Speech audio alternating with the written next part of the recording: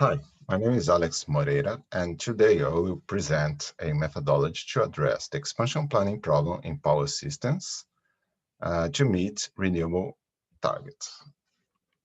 So, over the last 2 decades, it became clear that the levels of emissions must decrease.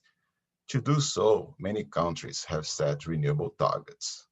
The European Union, for example, in 2009 has set a goal to meet 20% of its energy consumption via renewable energy sources by 2020.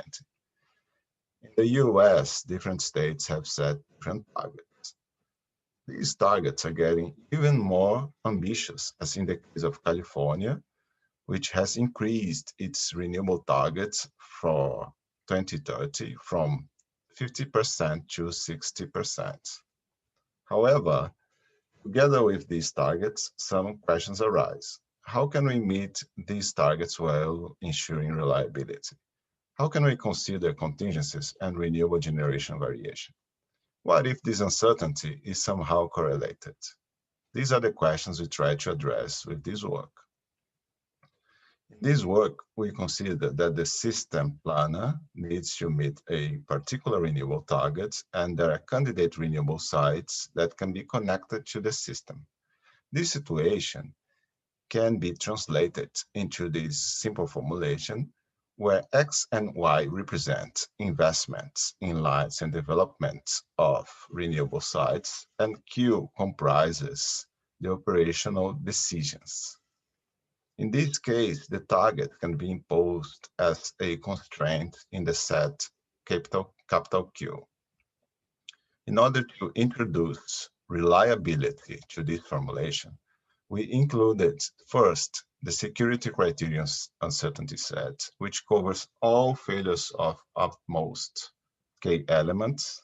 Secondly, we have included the demand and renewable generation uncertainty set, which considers spatial correlation between the sites via the Cholesky decomposition of the covariance matrix. And the resulting uncertainty set is the Cartesian product in between these two uncertainty sets. This is the final optimization problem, which is a three-level formulation. In the first level, we minimize investment costs related to new lines and development of renewable sites, plus operational costs, plus imbalance costs. Here we consider different levels of security criteria with different levels of imbalance tolerance. So, for example, we can set 0% of total demand as the tolerance level for N-1 and 2% for N-2 in a compound security criteria. For a given first level decision, the second level aims to identify what's the combination of renewable generation, outputs, and equipment failure that leads to the worst case or highest imbalance of for each level of severity. Finally, given first and second level decisions, the third level determines the best corrective actions in order to minimize the imbalances.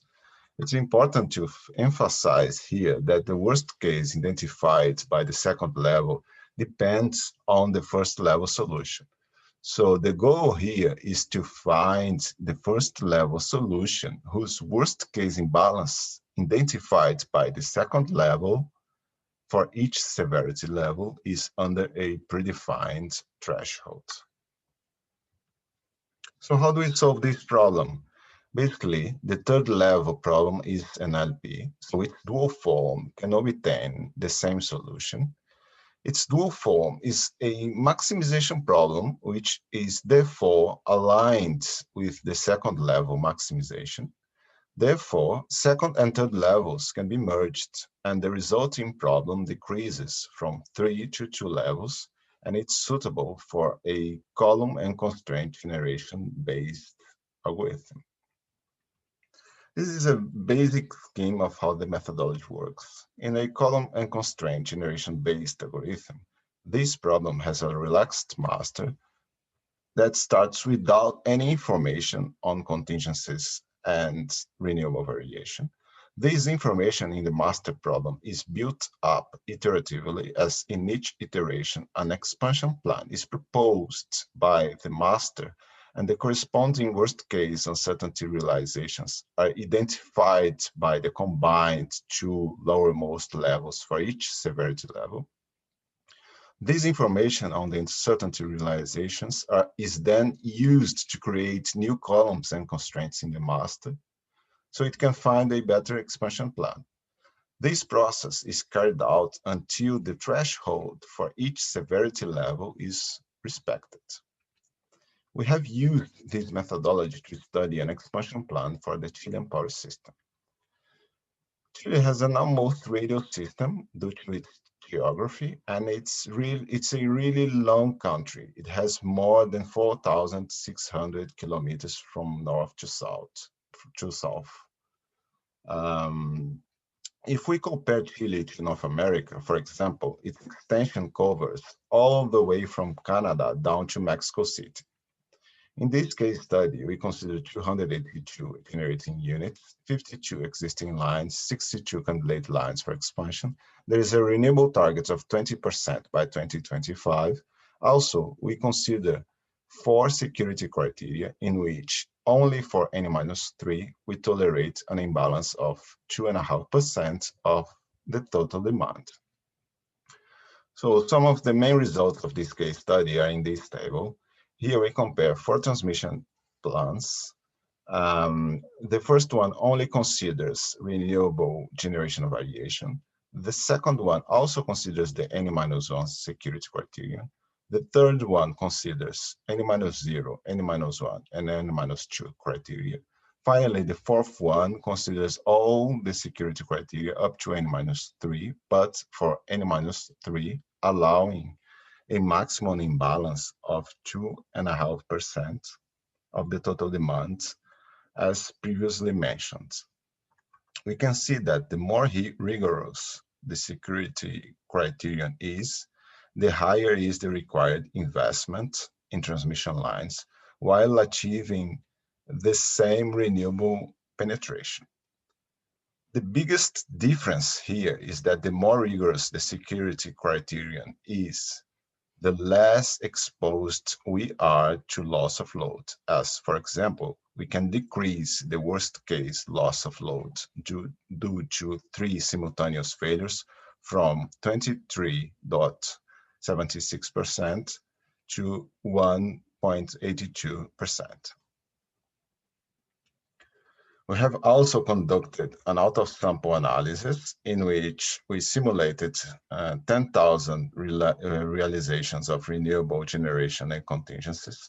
Here again, we confirm that we are less exposed to loss of load as we increase this level of security of the security criterion. In terms of total costs of investment plus operation, we can also see that although we may increase the expected value of the total cost, we significantly decrease the CVAR of the total costs. Finally, this graph also shows that the more rigorous the security criterion is, the less prone the system is to have renewable generation curtailment. To conclude, we presented a methodology to help meeting renewable targets. This methodology considers both contingencies and uncertainty and correlated uncertainty in renewable generation. The main message here is that renewable penetration in a power system should be coordinated with the transmission expansion planning in order to properly accommodate renewable generators and possibly reduce operational costs. I would like to finish this presentation by thanking the Energy Committee, namely Professors Golbon, Ross, and Javad for selecting our paper for these awards. Also thank David, Street, and Enzo for this great collaboration, and thank you for watching this presentation.